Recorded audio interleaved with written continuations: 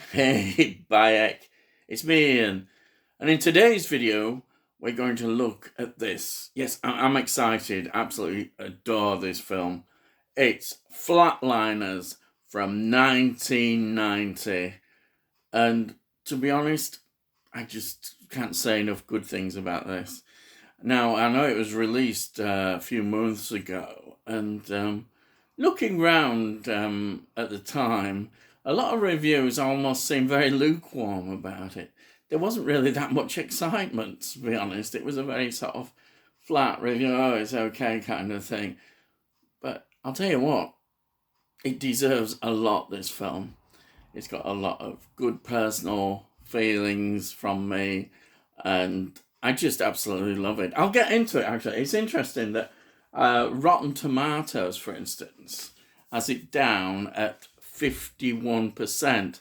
So even the critics are not been falling over themselves. It's a very sort of middle of the road kind of view of it. And I can't see why, because it's such a good film. I don't understand it. But then we've talked about critics before.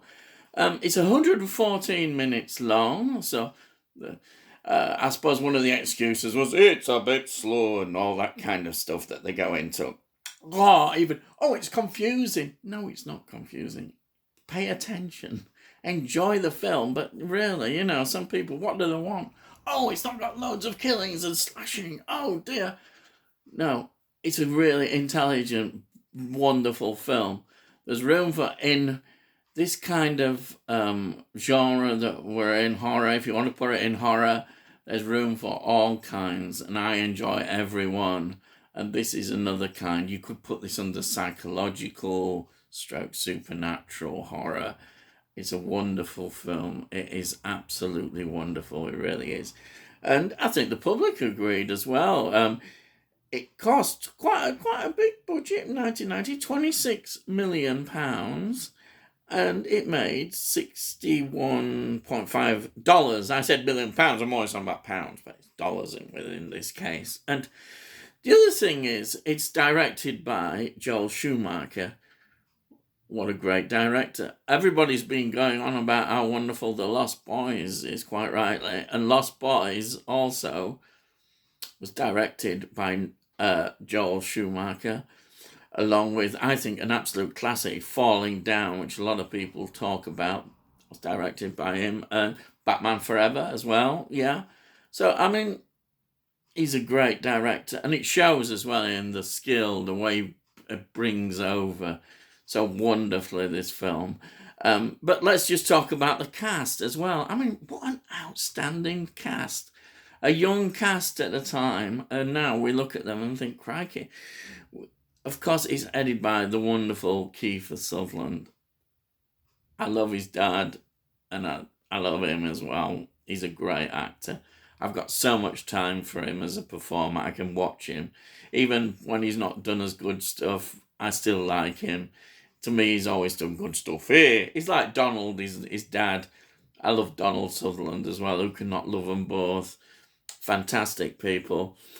Julia Roberts in an early role as well. And she's really good in it. I think she adds that right kind of nuance to her part. Definitely, she's really good. Then we've got William Baldwin. Yes, we've got Oliver Platt. We've got even Kevin Bacon. I mean, there we are. What a wonderful cast. And they work so well together. They all gel well together. Beautifully put together. Absolutely love it, this film. I can't say enough about it, And I love it when it starts and you see the camera as it sweeps across towards Kiefer Sutherland. And he comes out with that classic line. Absolutely love it. This is one of those classic lines that you get in a film. Today is a good day to die. I mean, I'm in already. Let's face it. And also, when I see the wonderful gothic images we see, beautifully just gets you into the mood already. You can just feel that tense back of your hair standing up. And, oh man, it was filmed actually at the Loyola, I don't know how to say this, Loyola University in Chicago. Whatever it is, it was a great, grand place to film, I'll tell you. Oh, the atmosphere. It just brings back, it brings that sort of, I don't know, Gothic religious kind of feeling there. It's just the way that the camera just moves around the room that they're in, and all the surroundings, and all what's going on outside on the university. Everything about this it's just class. It's class. The direction is class. And they build up the story. Yes, they tell a story and build up. Yes, it's allowed. You don't have to go straight in there. And each time we move along as the story progresses, basically they're trying to find out, these 5 medical students. Simple premise: what lies beyond death? What is there? Is there anything there? And of course, as we go along, as each character experiences the near-death experience, or you can call it near-death, or you can call it death, whatever you want, then we get to see the consequences of what they've done. And it's like a reflection about their lives and how they are. And it's just it's so clever. It's, what can I say? The way it beautifully winds itself, the storytelling, and the atmosphere. I mean, the atmosphere is just amazing. And each time, and you start to get so involved, you're wondering what's going to happen. The first sort of time you've ever seen this film. Mind you, even I see it even now, I'm going, hey, I wonder what's going to happen now. Even though I know, of course. But it's one of those films that that for me personally, I just absolutely love. 1990, great year that.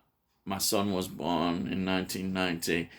I've got so many good memories, and this film has followed me around as well.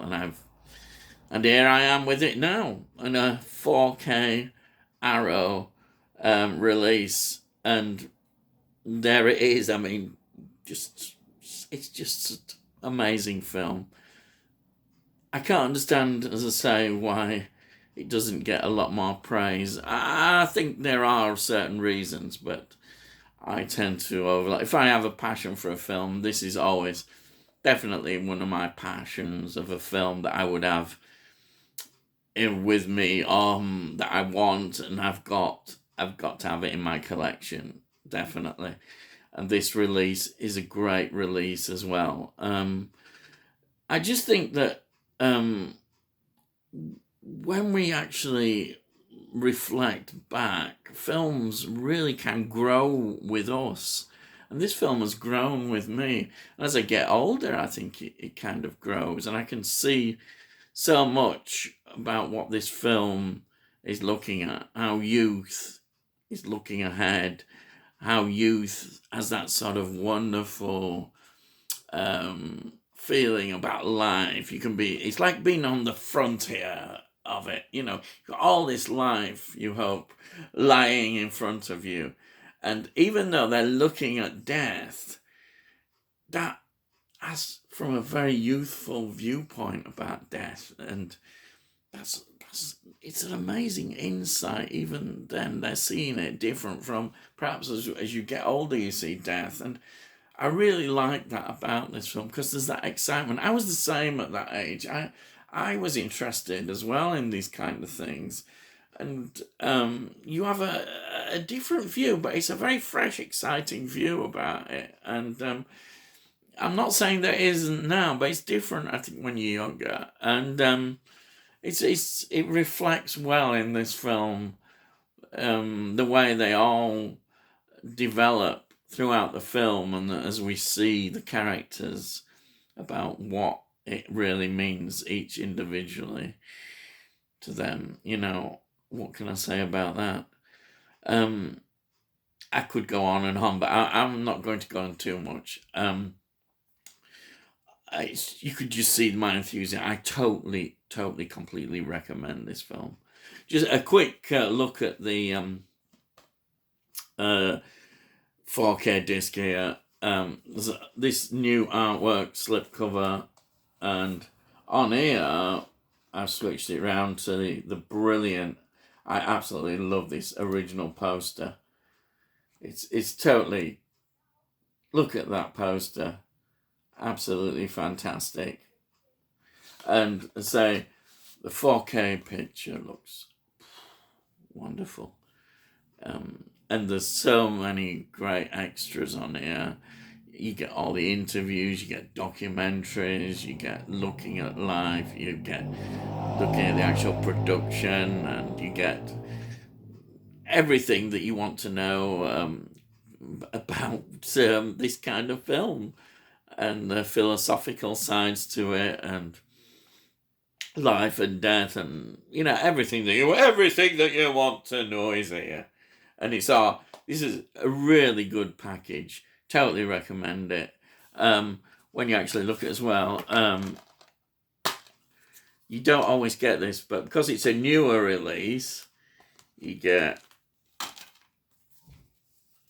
this little booklet. You get a nice booklet with all the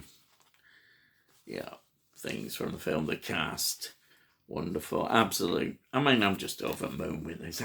To me, it's just the icing on the cake.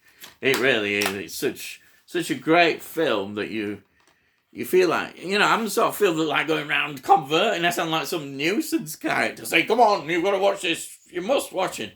It is that good for me. For me, it is that. I know it ain't to everybody, and as I say, they seem a rather lukewarm response. I've seen people getting more excited about things that, to me, don't excite me the same way as this. This excites me. Always will excite me. Love it.